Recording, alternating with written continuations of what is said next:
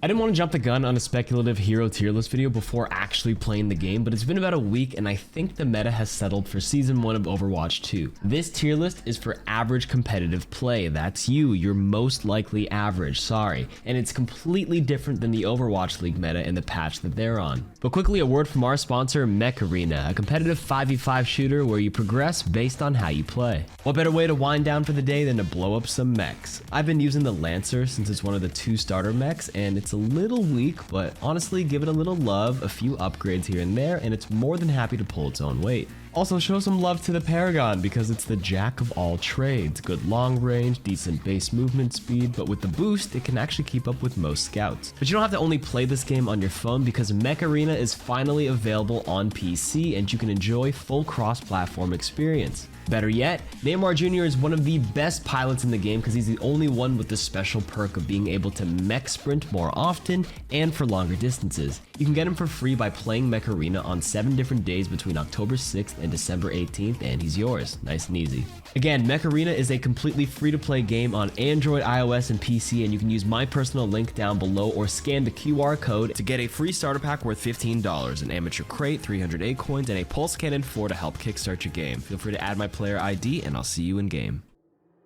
Alright, D.Va is one of the best tanks in the game right now due to her massive buffs before the Season 1 patch. The lower cooldown on Micro Missile and slight increase in damage on the booster bump allowed her to all-in dive with a higher kill potential. She has a long defense matrix now as her defensive option while being extremely mobile with the short booster cooldown, making her the premium choice on maps that have a lot of high ground. She can do it all and is therefore S tier. Doomfist has fallen behind even further because the stare and turn slam tech that was available in the beta is no longer possible due to some changes in the game physics. Sombra and Ana are quite popular in the meta as well, making it a nightmare to get around with Doomfist's abilities as he's just going to be hacked and slept non-stop, especially during his power block, which is basically a "hey, CC me" button. That being said, he could be a menace in the lower ranks because his hypermobility can catch inexperienced players off guard, but generally speaking, he needs some help with how the meta has shaped up. Maybe give him some CC immunity while power blocking, but for now, he's in the weak as shit tier, in my opinion. For Junker Queen, I thought she wasn't too bad despite the commanding shout nerfs, which brought her from a permapick S tier hero, especially in the Overwatch League, to now a C tier hero initially. However, if we consider Kiriko being a meta choice, Junker Queen's entire identity with that bleed passive and anti-heal on her ultimate is actually completely nullified by Protection Zuzu. Zarya is also being played a lot right now, and Bubble is another hard counter to Junker Queen's abilities, making it extremely hard to play Junker Queen if, both Zarya and Kiriko are being played, and for that reason I think she's fallen down to D tier. I thought Orisa was a solid B tier hero near the end of the beta, but she's now been upgraded to A tier for many reasons. 1, she's unkillable. 2, did I mention she's unkillable? Fortify used to not prevent headshot damage in the beta, now it does. Her energy javelin is also on a shorter cooldown, she received an extra 25 health and 25 armor, and her weapon has been buffed to now deal 2x headshot damage up from the old 1.5x. And honestly, the only thing holding her back is that lack of mobility, and if you're gonna go play immobile tanks, you might as well pick Zarya right now, who can sort of soft counter or deal with Orisa quite well. Higher ranked players will probably just end up playing Zarya, but I still think Orisa is good up close on brawly maps like King of the Hill and even push maps, and is still a decent choice, especially in the metal ranks Diamond and below. Rein is a hero that can still excel if the right conditions are met. Thankfully, Lucio is a very meta pick right now, which enables Reinhardt, along with Kiriko Suzu, to save Rein from all the BS stuff he has to take for the team. And Kitsune Rush having insanely good synergy with Rein as well. That being said, if you don't have at least one of these supports on your team, or the enemy team is running some sort of extreme mobile dive, they're just going to get on your backline, and as a Reinhardt player, sometimes you feel helpless, So I think he's right in the middle of the pack at C tier. Roadhog is still a C tier hero in my opinion, despite the minor buff to his whole hog in the previous beta, which now allows him to control his ultimate channeling, which is the last change they made for him. He's honestly just coin flippy or really feast or famine, right? If he lands a hook, great, you have an advantage. If he misses, you probably just fed like 300 HP because of his positioning. I think he's actually stronger in the lower ranks, and he progressively gets worse in the higher ranks because, again, Zarya is really meta right now and can simply save a bubble for any potential hook targets. Once Kiriko is in ranked though, I can actually see her solving some of the issues Roadhog faces against Ana, for example, who would non-stop sleep or anti him, but for now I think he's a C tier hero, which is still playable. Sigma is a fantastic option on some maps, most notably Circuit Royale. His single barrier, if managed well, can be really annoying to break through. He's got great damage mitigation with a kinetic grasp, he's got really good damage output, and of course don't forget the potential one-shot combo with the buffed rock and primary fire. He's a versatile tank hero in the A tier, not much else to say. Winston is still a solid choice in the A tier if you want to run dive and have a coordinated team. He was the #1 S tier tank back in the early beta, and despite a few tiny nerfs before this Overwatch 2 Season 1 patch, he's still a good hero, partially because it's hard for enemy players to burst down his bubble, and with that whole brand new secondary fire zap, which just simply didn't exist in Overwatch 1. It adds a lot because it gives him a little poke threat, it increases his burst damage when he dives in, and it helps him build his ultimate a little bit quicker. Wrecking Ball is in an odd spot right now. Since Sombra is running rampant in games, it's hard to avoid being hacked and farmed at this time. That being said, he has one of the best AoE disruptions with his knockback and a strong engagement tool with the pile drive, and to top that off, he has an insane HP pool if he gets a good adaptive shield deep in the enemy team. He's not necessarily weak as a hero at all. In fact, I think he's quite strong, especially if you're really good with ball techs like the double boops, but since tier lists are a little meta dependent, he's chilling at C tier for now. I think Zarya is absolutely one of the best tanks in S tier right now alongside D.Va. You just alternate between choosing the two of them, right? Depending on the map. You need mobility, you play D.Va. If it's mostly flat ground, like New Queen Street, play Zarya. She has the highest DPS in the tank category with high energy, and honestly, it's not that hard to build high energy with that shared bubble charge. It's important to mention that since D.Va is popular, Zarya becomes a strong choice to play against D.Va since you can beam through her defense matrix and farm fast grabs. Play Zarya right now before she gets nerfed.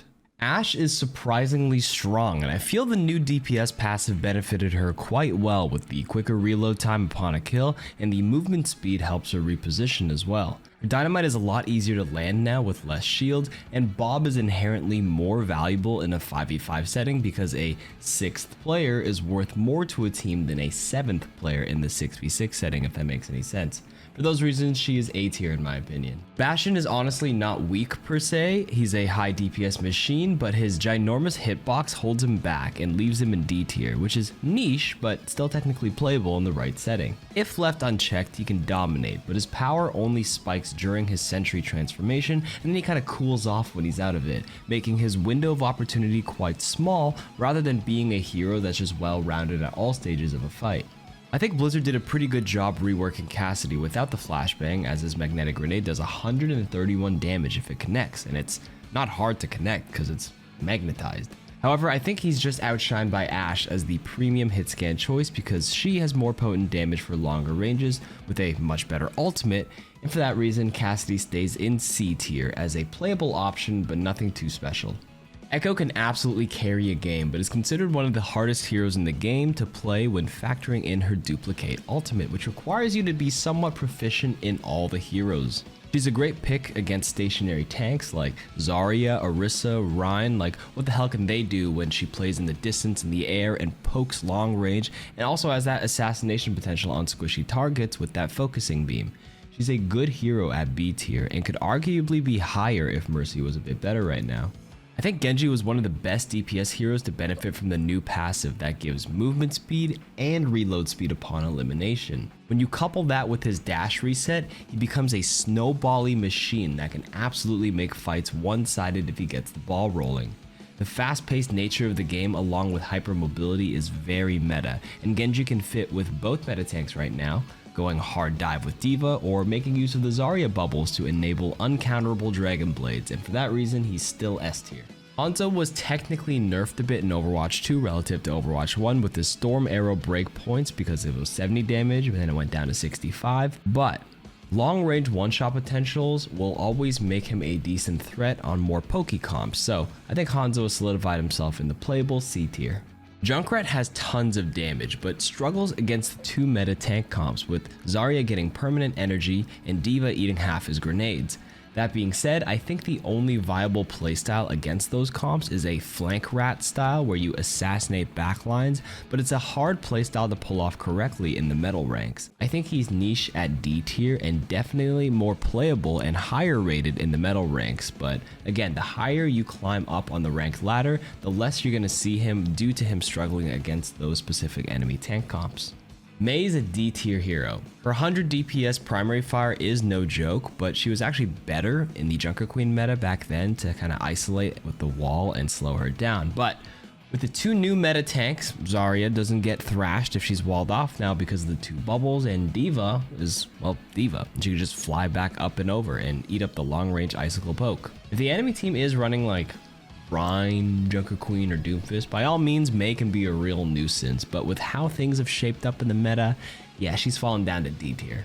Pharah got some much needed buffs with a faster reload, which naturally increases her DPS, and 30 damage on the concussive direct, along with an even bigger knockback, and that honestly makes matchups she's good on even better. However, she can be shut down quite easily and stays in the C tier for me. Playable if the right conditions are met, like having a mercy pocket and the enemy team is running a Zarya instead of a D.Va. Reaper is scary good if you can get the first kill and utilize the new DPS passive. I think his flanky assassination style where he comes in from the side works best in this meta, but he can actually adjust and be a tank buster if the enemy team chooses like Winston or Ball, for example. His Death Blossom also benefited really well with that 25% movement speed bump per elimination, which kind of snowballs that ult and adds value there. He also received 2 buffs before this Season 1 patch and is all in all a strong hero in the A tier. Sojourn is the most dominant hero in the game right now because she can do it all and is S tier, if that wasn't obvious.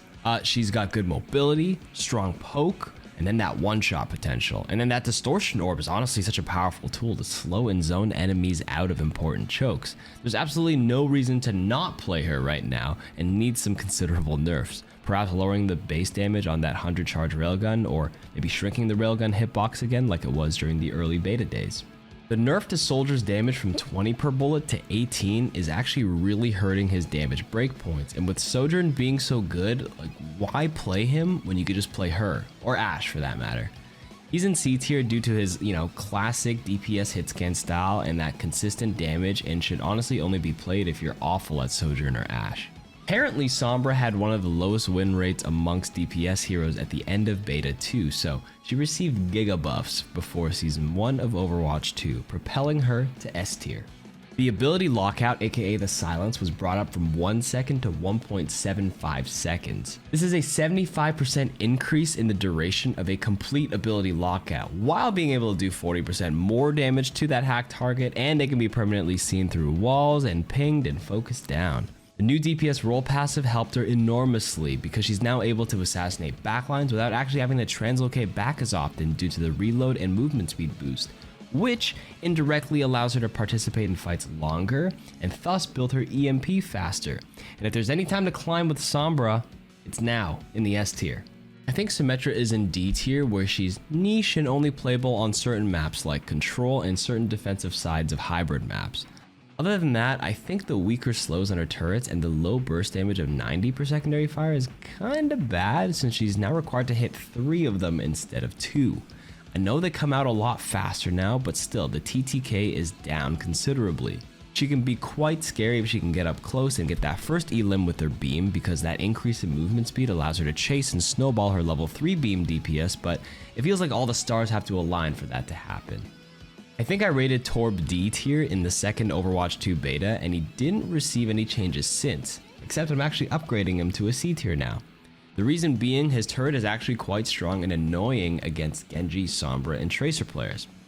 He's honestly a decent swap as well if your team is getting rolled by those DPS heroes and you need a hero that plays itself and can get instant value if you're having an off game. Playable. Despite Tracer's 16% damage nerf from Overwatch 1 to Overwatch 2, she's still a strong hero in the hands of players who have mastered her movement and high skill ceiling, and I rate her in the A tier. That being said, for the average player, probably you'll find it tough to assassinate any supports or apply the same amount of pressure you see pros doing, so I actually think there are better options for you. But if you're a Tracer god, by all means, knock yourself out. Widow is just one of those heroes that will always be playable in C tier if you can hit your shots, and is really just dependent on the player more than anything. I feel like the other DPS heroes benefited more from the new DPS passive, and Widow just falls behind in this fast-paced nature of the game, but hey, if you're clicking heads, go for it. I think Ana is still one of the best designed heroes in the game and is a strong A tier hero. You can be really aggressive with that support role passive, allowing you to take some chip damage, and if you decide to aggressively re-peek again, you won't have to worry about self-nading if you duck back into cover after. Nano Boost, of course, has great synergy with a ton of heroes and works really well with the 3 S tier DPS heroes right now with Nano Blade, Nano Overclock, and Nano EMP. It's also really strong with the meta tanks as well, with a Nano High Energy Zarya and even D.Va to help all in and stay alive. The only time Ana sorta struggles is if the enemy team is running full dive D.Va and eats your nades and sleep, so you have to be careful, but honestly you can't go wrong with her at all in A tier, close to S tier. Baptiste has gained 5 straight buffs since beta 1, with the 24 to 25 damage per round helping his time to kill breakpoints. He has a lower fall off range, and most notably the instant regen burst healing, which allows him to fight off divey flankers much more easily. He's okay with D.Va as your tank, but actually really good with Zarya and any sort of brawly low ground based tanks like Rein, Sigma, and Orisa. Immortality Field is still a thing, so he's honestly your alternative main healer option in A tier alongside with Ana. I'd rate Brig in B tier right now. She's a good hero right now in the right matchups, but is actually not as necessary or required because she doesn't need to enable her support duo as much anymore, because she can actually get bursted down herself pretty easily. I've actually noticed Brig being the first target in some Overwatch League matches and in my ranked games. Regardless, she's still a good support hero that can offer a lot, like great targeted healing with the heal pack, a soft CC to disrupt flankers, and pretty decent burst damage now that the shield bash is back at 50 damage. Okay, I haven't played Kiriko in ranked, but I have scrimmed with her in a ton of playtests with Grandmaster top 500 level plus players, and I can assure you this hero is S tier. Many newer players right now may find it difficult to land kunais consistently or may find her healing underwhelming and be like, she's like meh. But once the player base gets better and better, you'll slowly realize she can actually do it all. She's more of a flex support, but offers a bit of everything with high DPS, decent healing, and incredible utility. I think the best skill of her actually is Swift Step, since it's on such a short cooldown at 7 seconds, and that needs to be nerfed, in my opinion, maybe to 10 or 12 seconds. This allows her to like dive deep or escape or to even cleanse negative effects. Like, what a loaded ability. And don't even get me started on Protection Suzu as well. I could actually ramble on forever, but just know she's an S tier hero. Lucio is still an S tier and has remained there due to the fast-paced, speedy nature of the game. He's slippery, hard to kill, and the speed boost enables a quick all-in coordinated fight. Don't sleep on the amped up healing aura as well, which can grant a ton of ult charge and top off teammates pretty quickly. The best part about Lucio is that he can flip a switch and go assassination style, and quickly punish out of position enemy backlines or isolated DPSs, making him a versatile menace in the S tier. Mercy is actually really fun right now with her new Guardian Angel charge movement mechanic, but other than the improved mobility, I feel like it's actually really hard to find consistent value or carry potential with her. She's by definition niche, but playable in the D tier because you really only play her with Pharah, Echo, Ashe, and maybe Sojourn to enable them.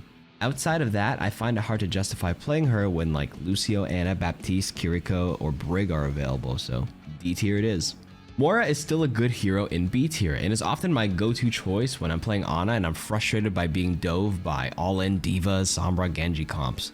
I'd actually rate Moira higher, but with D.Va being meta, D.Va can eat your orbs, like your healing and damage orbs constantly, and it makes it really annoying, and it slows down Moira's rate of building coalescence. That being said, she is an absolute menace to play with an all-in brawl or dive comp, especially when paired with Lucio, so B tier.